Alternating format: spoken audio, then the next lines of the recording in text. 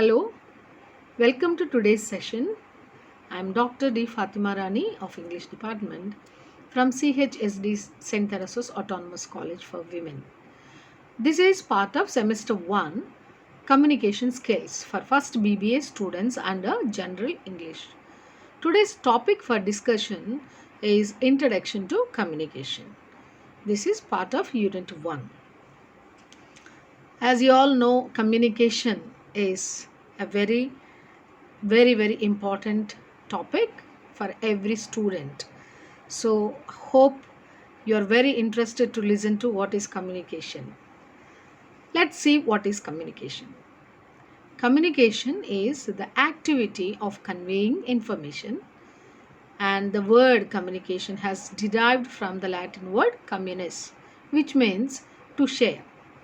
So it's basically it involves a sender, a message, and a receiver.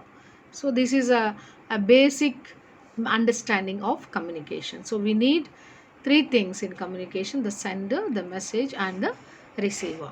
And this is communication is conveying message, which the word communication, communis, as derived from the Latin word. Let's see the definitions of communication by different people, and many have given their definition of communication, but let's take two examples here. Orway Ted, what he said about communication is a composite of information given and received, of a learning experience in which certain attitudes, knowledge, and skills change, carrying with them alterations of behavior, of a listening effort by all involved, of a sympathetic fresh examination of issues by communicator himself, of a sensitive interaction of points of view leading to a higher level of shared understanding and common intention. So this is Orway Ted's definition of communication. As you all know that giving a sender's information is very important, and where the receiver understands it, and this is done in a process. So the understanding and the effort of listening and the knowledge skill of carrying information, all these are important according to Orway Ted. In the definition is given in what is communication. Next, G.Z. Brown, he says that communication is transfer of information from one person to another. So this is a basic understanding of communication. So information from one person to the other, whether or not it elides confidence, but the information transferred must be understandable to the receiver. So whatever I am conveying to you, it should be very much understandable, so that you understand it and you again send information to the person. So these are the two definitions of the communication given by two different authors. So communication is as old as human civilization. Yes, without communication, so there is no growth of a human civilization. Man used to communicate with his fellow beings by means of sounds, signals, gestures, and when there was no language developed. So you must be thinking how the communication started in the initial stage. So we know that even now non-verbal, under non-verbal communication we get this signals, gestures, and the sounds. The minus communication, human society could not have been as it is today. So if there was no communication, there is no development. It is communication which has transformed mankind into the most developed, rational, and prosperous group on earth. So because of communication, there is a rapid growth in this mankind, in the prosperous uh, way on the earth. So we see the examples here. There are three examples taken, and this is non-verbal communication examples for it. So beating a drum, and how pigeons used to carry letters, and the beacon fire. So in the first example, we see how the beating of a drum conveys communication. It is used to warn others. So even today we find this non-verbal communication when it's a beating of a drum is conveys something as a warning. Next, pigeons used to carry letters. So in olden days, maybe it's now communication is very easy through emails.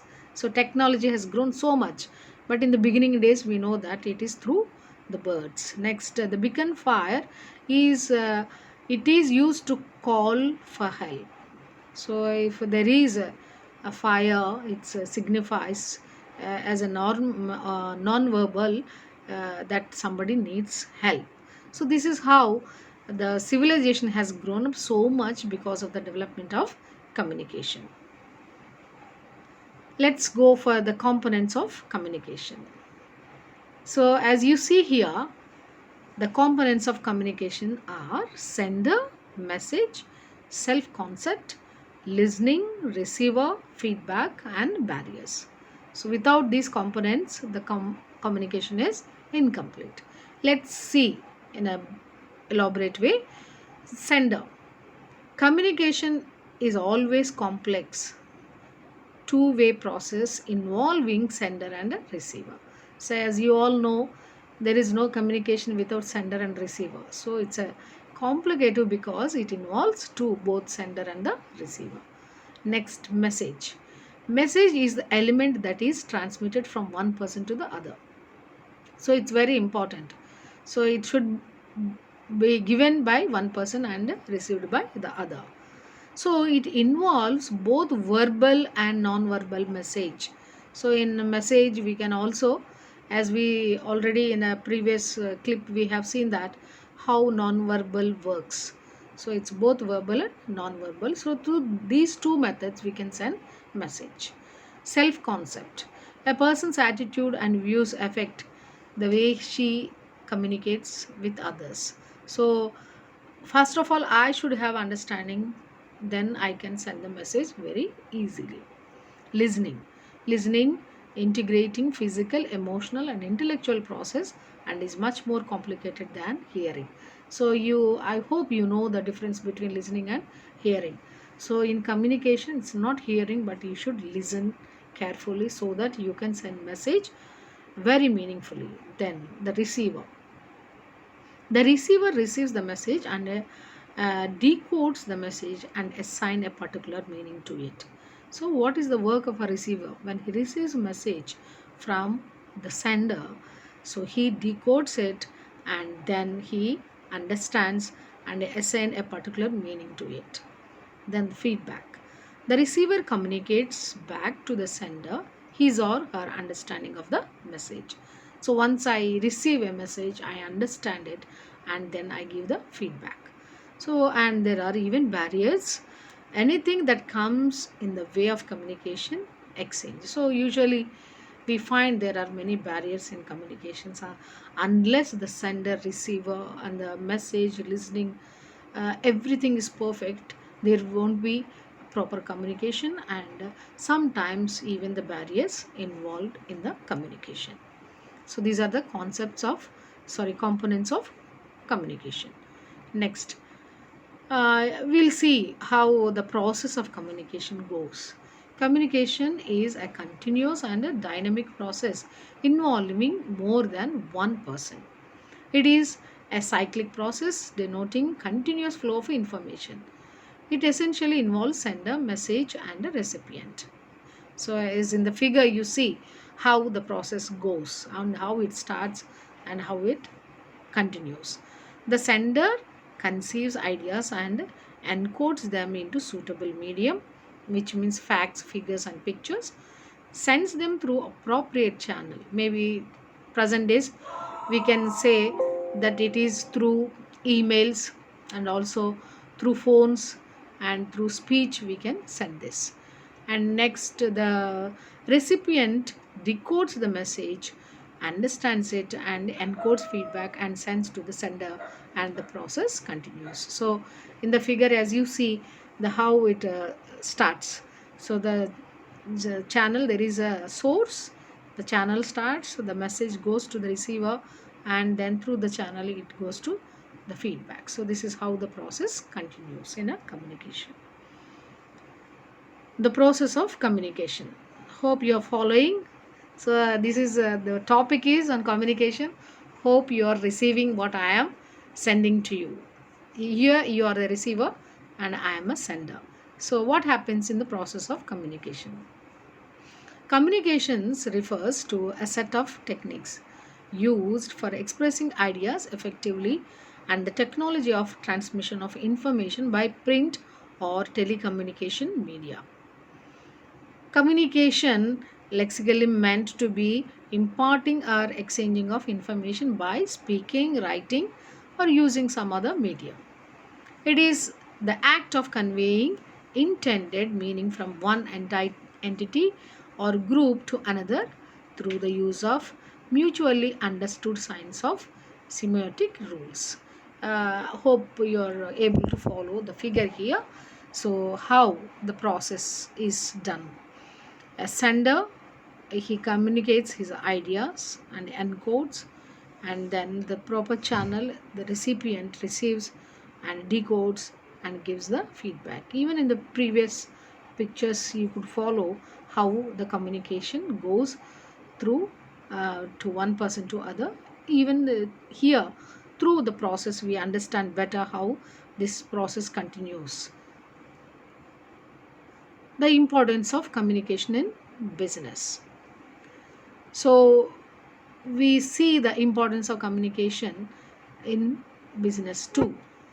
The importance of business can be assessed as follows. One, the communication is needed to establish and disseminate the goals of a business organization. Any organization or institute or something, communication helps the organization in arriving at vital decisions. It also helps a lot of planning and coordination. It is a basic tool for motivation, and an increase in the morale of employees largely depend upon the effectiveness of communication. It helps a business as means of bringing about maximum production at the lowest level by maintaining good human relationship in the organization. Hope you are following all the points.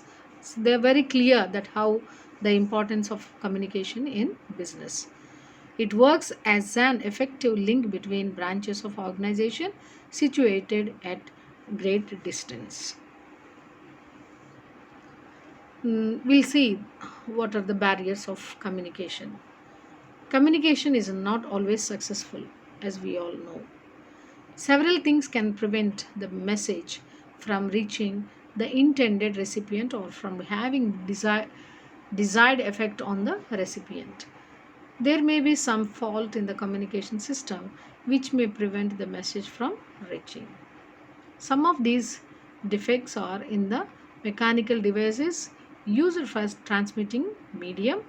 Some are in tools we use for communication, that is language, and some are in nature of persons who are engaged in communication. The sender and recipient, the receiver, it can be divided into three broad areas, that is listening, speaking, and environmental.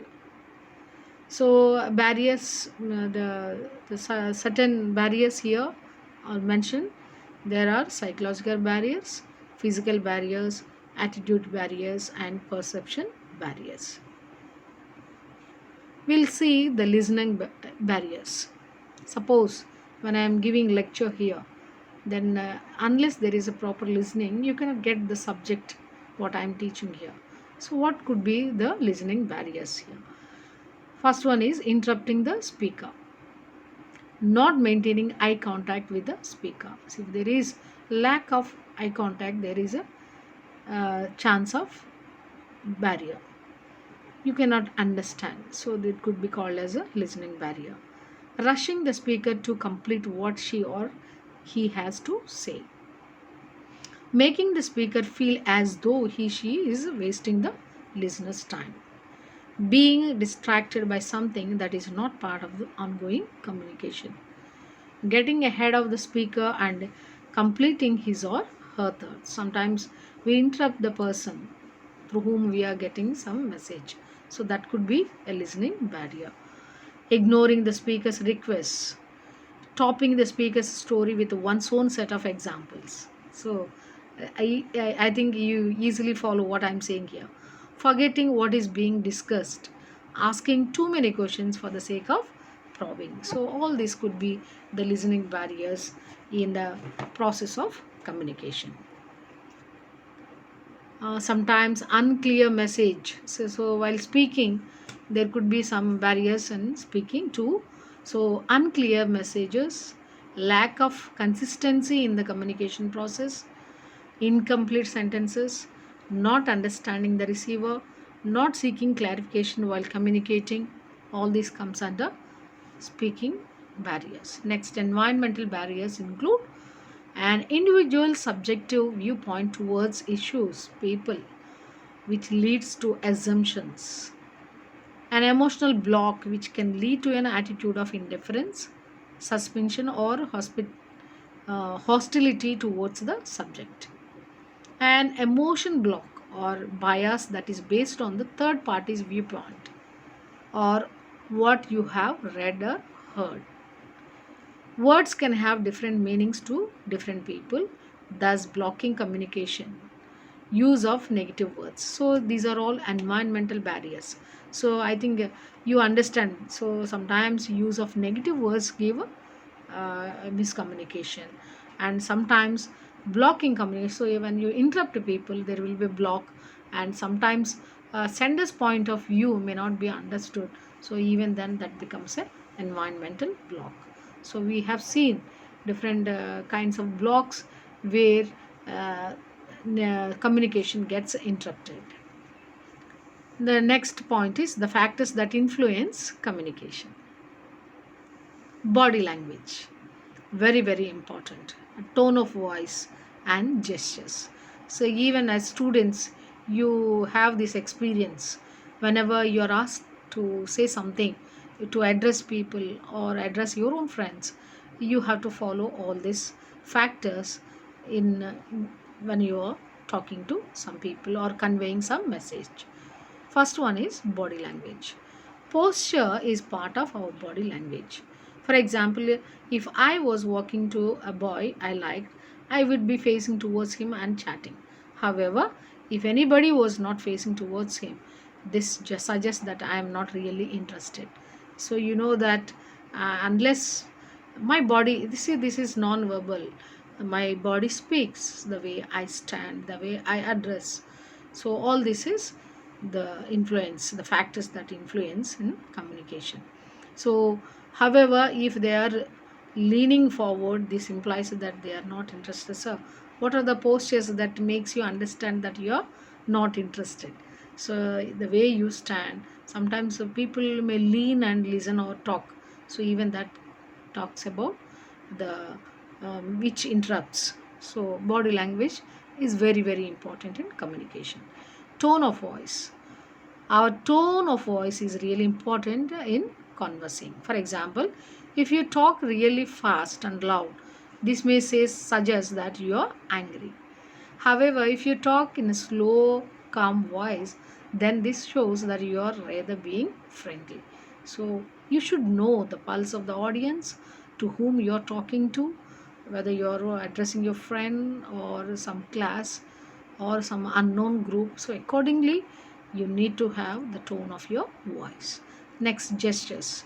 Gesture is the movement of the arm, hand and head used to help us understand what a person is trying to say.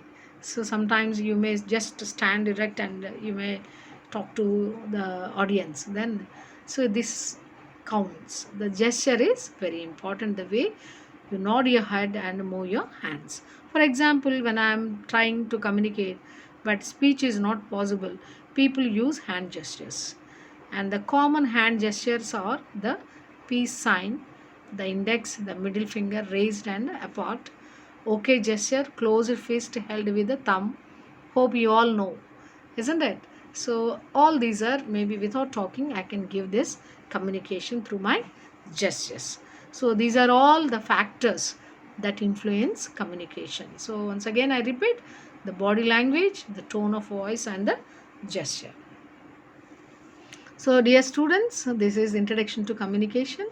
Under Introduction to Communication, we have discussed many points like the factors that influence communication and the barriers we have in communicating with others, and also different people, what are the definitions they have given about the communication, and also we have importance of business communication and the process of communication, how the channel is gets processed, and also the components of communication, and how both verbal and non-verbal communication helps to understand, and the definition.